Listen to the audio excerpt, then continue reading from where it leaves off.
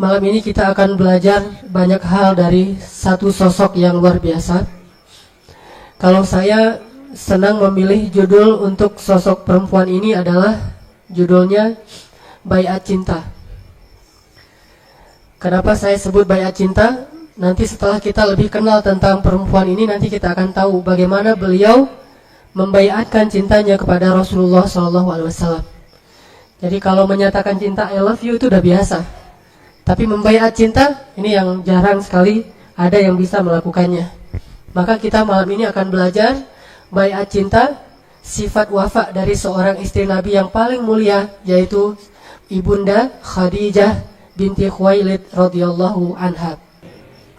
Kita bicara tentang Ibunda Khadijah. Bagi saya ibunda saya itu adalah semua istri Rasulullah, Khadijah, Aisyah dan seterusnya.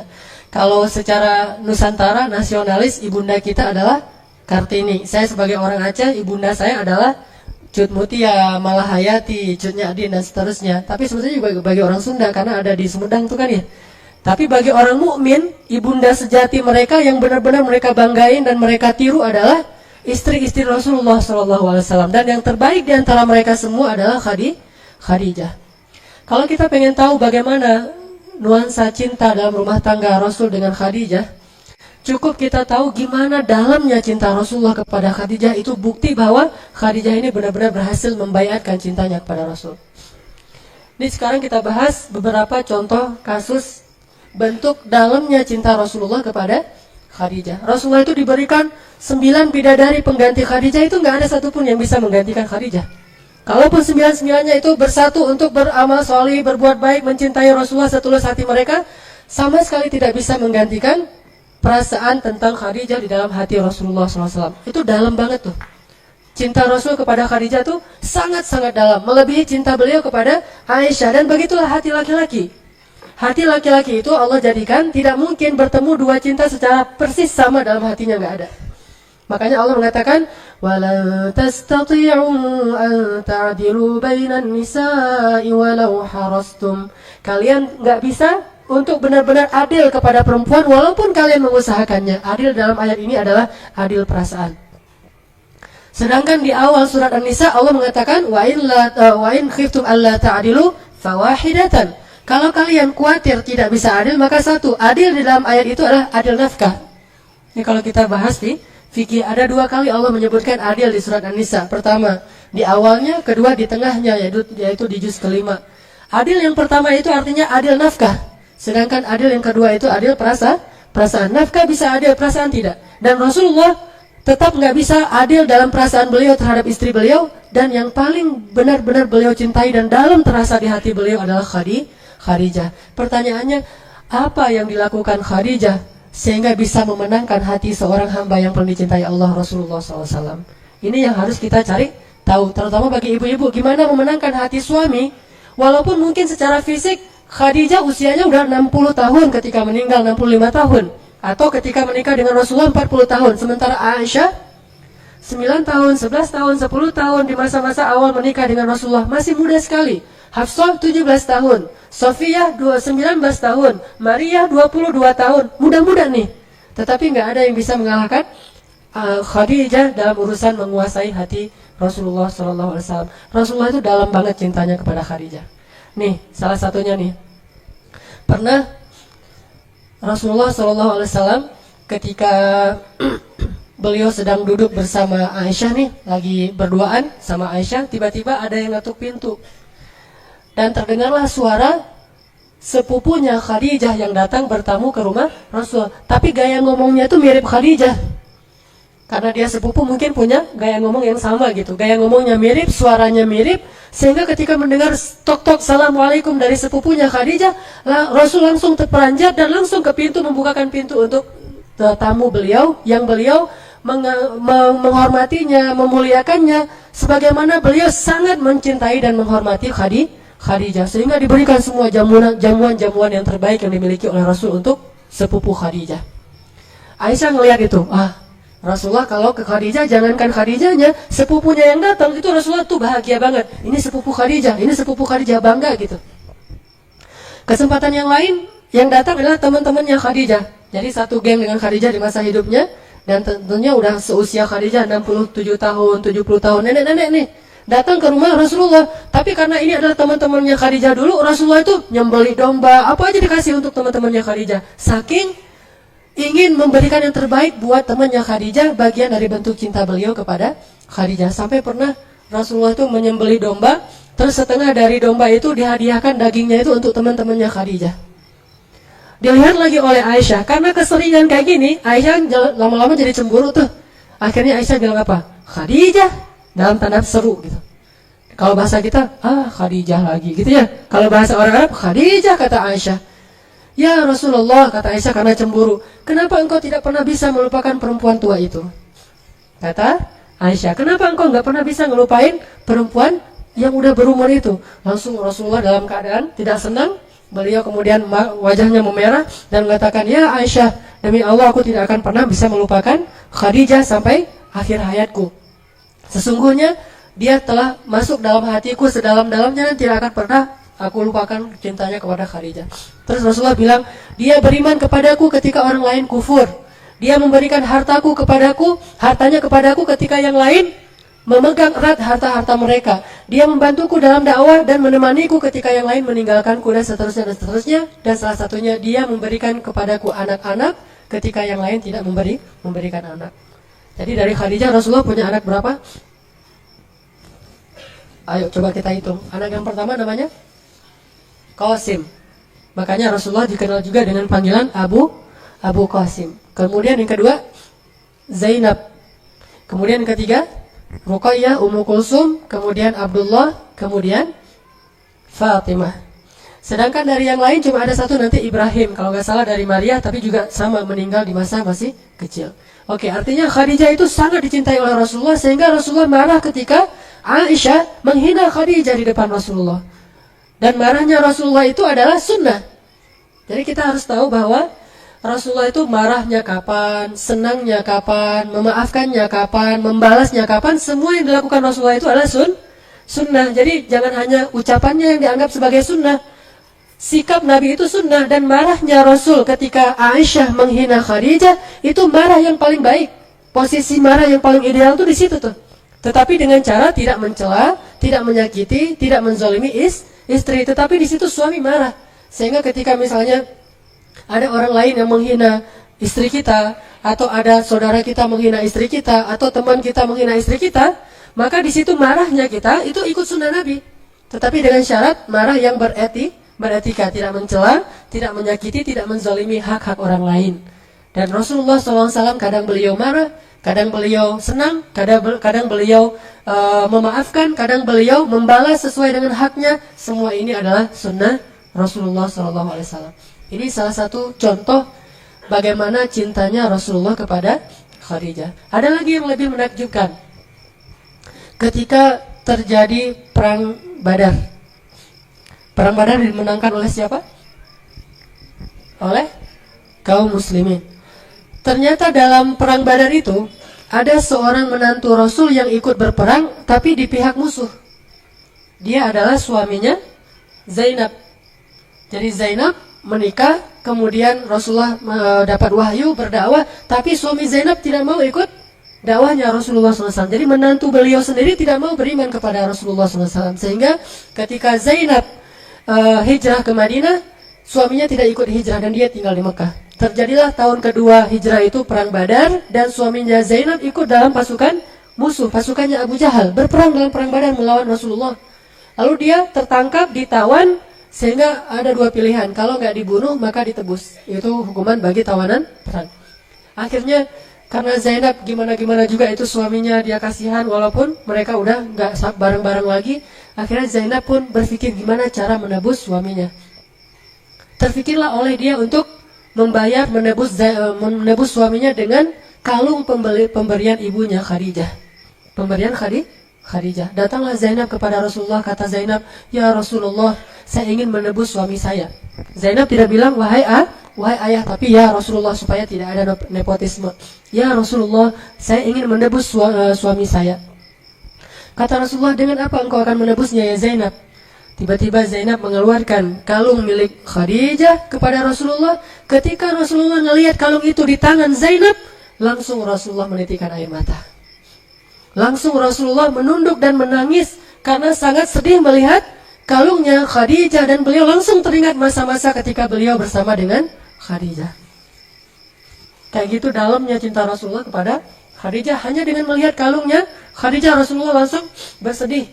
Dan bukan hanya bersedih, beliau khawatir kalau kalung ini dipakai untuk menebus suaminya Zainab, maka kalung ini nanti akan dilelang di antara kaum muslimin, dan beliau nggak rela kalungnya Khadijah dilelang. Coba bayangin, ibarat seorang suami yang cinta banget sama istrinya, lalu ketika istrinya sudah wafat, baju istrinya itu dia cium, karena aroma tubuh istrinya itu dia tahu banget kan ya, dan terasa masa-masa bersama dengan istrinya, itu semuanya berarti. Aroma tubuhnya, pakaiannya, kalungnya, apapun kebiasaannya, makanannya, piringnya, gelasnya, itu semuanya berarti karena cinta yang dalam dari Rasulullah kepada Khadijah. Sehingga ketika Zainab mengeluarkan kalung milik Khadijah, langsung Rasulullah menangis. Lalu setelah beliau menangis, beliau mengangkat kepalanya dan mengatakan kepada sahabatnya, relakah kalian jika kalian membebaskan menantuku tanpa harus menebusnya dengan gelang istriku? Karena beliau nggak tega dan nggak punya apa-apa yang lain selain kalungnya Khadijah. Relakah kalian jika dia ditebus tapi tidak dengan kalung istriku? Akhirnya para sahabat memaafkan dan merelakan itu dan kembalikan kalung itu kepada Zainab. Ini dalamnya cinta Rasulullah kepada Khadijah. Ada lagi yang luar biasa. Ketika terjadi Fathu Makkah, apa arti Fathu Makkah? Ada orang bilang penaklukan kota Makkah, bukan. Pembebasan kota Makkah, karena Rasulullah tidak menaklukkan siapa-siapa. Pembebasan kota Makkah. Ketika terjadi pembebasan kota Makkah, Fathu Makkah, itu semua sahabat itu pulang ke rumah-rumah mereka masing-masing. Sahabat Muhajirin, Utsman pulang ke rumahnya, Umar pulang ke rumahnya, Abu Bakar pulang ke rumahnya, bahkan Ali juga pulang ke rumahnya. Tapi Rasulullah tidak pulang ke rumahnya yang ada di Makkah. Kemana beliau pergi? Beliau pergi jauh ke Ma'la, dan kemudian beliau membuat tenda persis di sebelah makamnya Khadijah. Di sanalah beliau bermalam selama terjadi Fathu Makkah, di sebelah makamnya Khadijah. Buat tenda di situ. Setelah itu malam-malam beliau nggak mau diganggu, mau berduaan aja dengan Khadijah. Beliau duduk di depan makamnya Khadijah, kemudian beliau bicara kepada Khadijah. Baca nanti Sirah Ibnu Hisham, sirah yang paling lengkap tentang Rasulullah SAW. Disebutkan di situ Rasulullah curhat kepada Khadijah sambil menangis di depan makamnya Khadijah. Rasulullah mengatakan, ya Khadijah, sadaqti ya Khadijah, sadaqti. Kamu benar ya Khadijah, kamu benar. Apa yang kamu ucapkan dulu tuh benar banget. Apa yang dibenarkan oleh Rasulullah tentang Khadijah? Dulu ketika awal-awal dakwah Nabi lakukan di Makkah, Rasulullah itu kan dicela, dihina, dimusuhi. Khadijah bilang apa? Ya Rasulullah, demi Allah, jangan khawatir. Sesungguhnya Allah pasti akan memenangkan agama ini. Dan Allah tidak akan mengecewakan engkau. Jadi semangatlah ya Rasulullah, Allah gak akan ngecewain engkau. Dan Allah pasti akan memenangkan agamamu ini. Itu yang dikatakan Khadijah di awal dakwah. Ternyata sekarang Rasulullah berhasil membebaskan kota Makkah, sehingga Rasulullah datang kepada Khadijah, kemudian beliau mengatakan kepada Khadijah, dan Khadijah di dalam kuburnya, entah dia dengar entah tidak, Allah yang lebih tahu. Rasulullah mengatakan, ya Khadijah, sadaqti ya Khadijah, sadaqti. Kamu benar banget wahai Khadijah, Allah telah menunaikan janjinya untuk memenangkan agama ini sebagaimana kata-katamu dulu. Kemudian Nabi menangis di kuburan Khadijah. Siapa bilang bahwa mengunjungi kuburan orang yang kita cintai, lalu kita berbicara di sana disebut bid'ah? Bacalah sirah Ibnu Hisamnya Rasulullah SAW. Apakah Rasulullah itu mencontohkan hanya diam saja di kuburan? Ternyata Rasulullah juga di kuburan, bukan hanya diam, malah bermalam di kuburan. Kalau kita lihat, malah Rasulullah bermalam di kuburannya Khadijah beberapa malam dan tidak mau diganggu dan curhat. Sama seperti misalnya saya pulang ke Aceh. Ibu saya meninggal dalam musibah tsunami bersama kakak saya dan dimakamkan di pemakaman massal, pemakaman umum, dan itu jaraknya dengan bandara itu dekat. Jadi kalau saya pulang turun bandara itu langsung sekitar 15 menit itu udah ada pemakaman tentang korban tsunami. Saya selalu kalau pulang ke Aceh itu keluar dari bandara langsung mampir ke kuburan ibu saya. Cuma kan saya nggak tahu posisi ibu saya di mana, kan gede banget tuh, berapa hektar gitu. Nah akhirnya saya duduk di salah satu pojok pemakaman besar itu, kemudian saya ngomong gitu, Mak, ini abang udah pulang Mbak gitu. Pas awal-awal saya datang dari Mesir tuh berkesan banget tuh, karena saya pengen banget ngajak ibu saya jalan-jalan, naik pesawat. Kan ibu saya belum pernah naik pesawat tuh, pengen ngajarin ya apa gimana rasanya naik pesawat, malah kalau bisa pengen umrohin ibu dan segala macam. Cuma ya Allah mentakdirkan yang lain. Pas saya pulang saya curhat, Mak nih abang pulang, Kayus, kakak saya namanya Kayus nih adik pulang segala macam, ngomong aja di situ. Itu bukan bid'ah, dan itu nggak ada hubungannya dengan ahli kubur itu dengar atau enggak, kita kan nggak tahu ya, karena Allah yang lebih tahu. Cuma itu adalah bentuk dari memuaskan rasa rindu seorang kekasih kepada kekasihnya, dan Rasulullah melakukan itu. Bukannya Khadijah pasti dengar kemudian nanti bisa dialog, ini lain lagi nih. Kalau ada yang minta fatwa ke ahli kubur, minta nasihat, misalnya mau pemilihan caleg gitu ya, datang ke kuburan, Mbah, ini muridnya Mbah mau minta nasihat gitu-gitu ya, minta wejangan, terus pura-pura dengar, oh iya ya Mbah, ya ngerti Mbah gitu. Apa yang nggak ngerti? Ada yang kayak gitu. Ini Allah alamnya saya nggak ngerti, saya nggak berani memfatwakan itu bid'ah atau enggak, saya bukan ahli fikih. Tapi yang dimaksud dengan curhatnya Nabi itu bukan kayak gitu. Curhatnya Nabi adalah Rasulullah itu hanya ingin mengekspresikan betapa rindunya beliau kepada Khadijah. Beliau ingin sekali bertemu dengan Khadijah, memeluk Khadijah, mengatakan kepada Khadijah, wahai Khadijah, perjuangan kita sekarang sudah menang. Beliau ingin mengatakan itu kepada Khadijah. Beliau ingin memperlihatkan kepada Khadijah bahwa pengorbanan Khadijah itu gak sia-sia.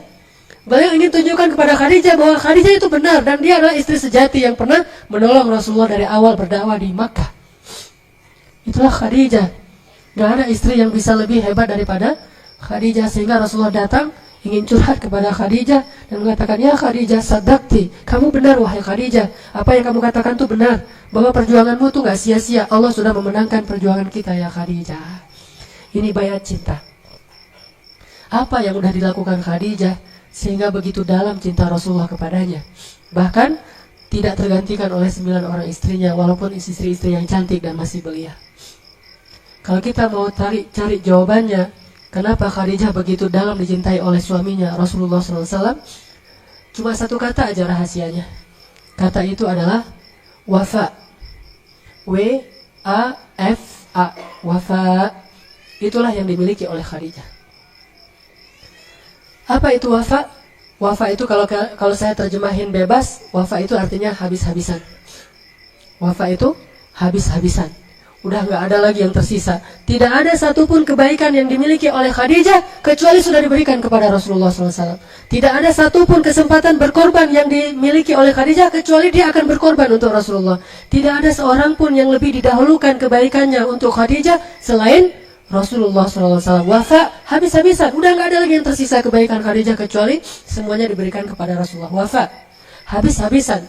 Dan salah satu di antara sifat wafa itu adalah dia nggak peduli suaminya kayak gimana. Kalau dia masih bilang, tapi kan suami saya kayak gini, itu bukan sifat wafa.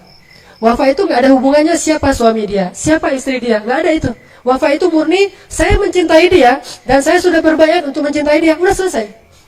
Sejak dia menikahi saya berbayat bahwa saya akan mencintai dia seumur hidup, maka selesai sudah. Mau dia orangnya mau memberikan hak saya, mau dia orangnya ngecewain saya, mau dia banyak kekurangan segala macam, pokoknya saya cinta sama dia, udah. Itulah wafa. Cinta mati, cinta habis-habisan, nggak peduli kayak gimana juga. Kalau diuji dengan suami yang seberat Fir'aun sekalipun, wafanya Asia kepada Fir'aun, suami yang paling zalim, tapi Asia tetap berbuat baik kepada dia. Begitu juga dengan Fatimah, Ali yang miskin, udah miskin, banyak kerjaan lagi di luar, miskin, udah gitu nggak bisa ngasih nafkah, udah gitu sering keluar negeri untuk berdakwah dan nggak ada hasilnya, tetapi Fatimah terus wafa kepada Ali. Rata-rata di antara 4 perempuan ini selain Maryam, karena Maryam tidak punya suami, salah satu yang buat mereka lebih dari perempuan yang lain adalah mereka semua punya sifat wafa dan nggak ada pengecualian. Nggak ada cerita, itu kan Firaun, nggak ada. Itu suami saya dan saya cinta sama dia. Soal dia kafir itu urusan dia dengan Allah, tapi urusan saya dengan dia suami saya. Itu Asia. Fatimah, itu Ali adalah suami saya. Soal dia misalnya terlalu sibuk dengan orang lain, sedikit waktu untuk keluarga segala macam, pokoknya saya cinta sama dia dan apapun yang dia butuhkan saya akan berikan. Itu wafa. Jadi Khadijah istri yang paling wafa kepada Rasulullah SAW.